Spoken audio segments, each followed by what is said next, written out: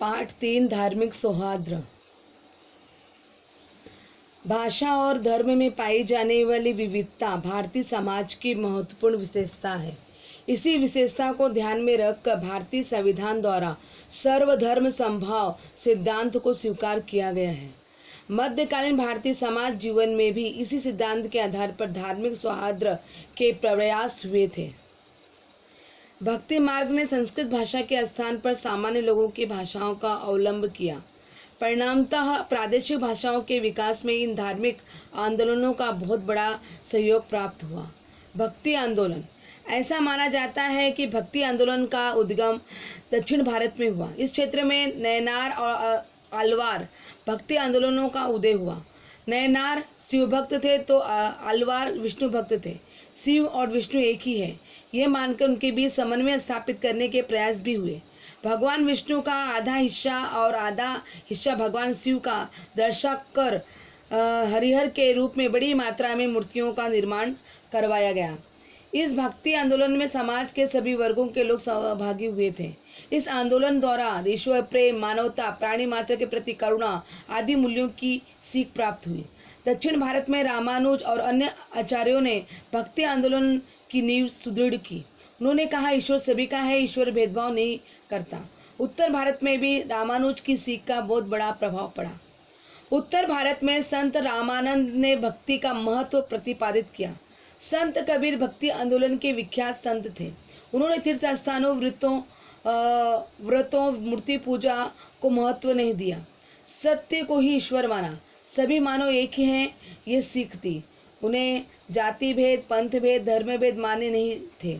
वे हिंदू मुस्लिमों के बीच एकता स्थापित करना चाहते थे। उन्होंने हिंदू और मुस्लिम धर्मों के कट्टर लोगों को कड़े शब्दों में फटकारा।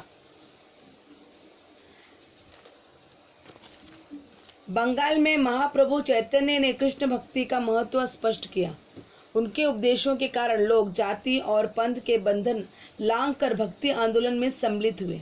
महाप्रभु चैतन्य के प्रभाव से शंकर देव ने असम में कृष्ण भक्ति का प्रचार किया।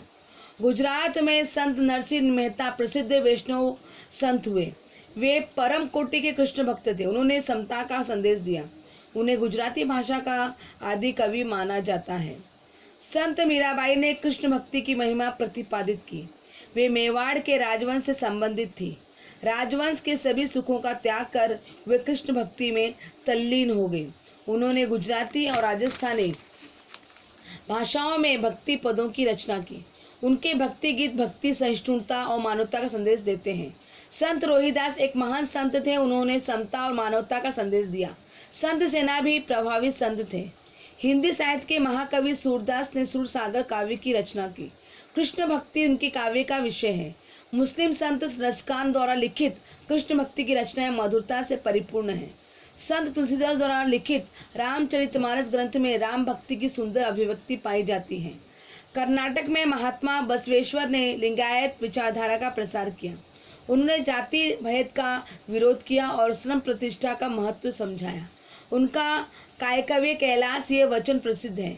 इस वचन का अर्थ है श्रम ही कैलाश है। उन्होंने अपने आंदोलन में स्त्रियों को भी सम्मिलित करवाया। अनुभव मंडप सभागृह में धर्म से संबंधित विचार विमर्श गोष्ठियां होती थी। इनमें सभी जातियों के स्त्री पुरुष सहभागी होने लगे। उन्होंने अपनी सीख लोक भाषा कन्नड़ में वचन साहित्य के माध्यम से दी। उनके कार्यों का समाज पर बहुत बड़ा प्रभाव पड़ा। महात्मा बसवेश्वर के अनुयायियों ने मराठी भाषा में भी रचनाएं की हैं। उनमें मनमंत स्वामी का लिखा परम रहस्य ग्रंथ प्रसिद्ध है। कर्नाटक में पंप, पुरंदरदास आदि महान संत हुए। उन्होंने कन्नड़ भाषा में असंख्य भक्ति पदों को रचा।